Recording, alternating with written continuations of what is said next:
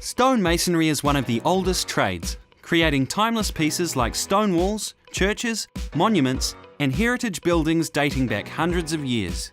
Masons work with traditional tools like hammers and mallets on natural materials like limestone, granite, and natural New Zealand stone, and may also work with digital design and computer-driven cutting machinery.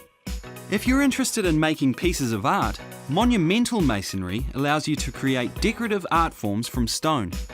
A lot of the work has emotional significance, creating headstones, statues, and monuments.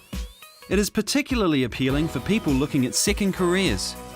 Stonemasonry is the art of creating architectural and decorative features for structures such as walls, entranceways, and fireplace hearths.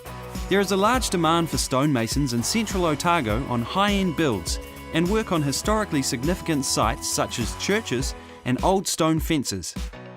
If you've already been working in the trade for some time, or if you've been trained and worked professionally overseas, BCITO offers excellent opportunities to recognise your skills and get qualified. It pays to have good hand-eye coordination and a love for detail alongside maths and English skills.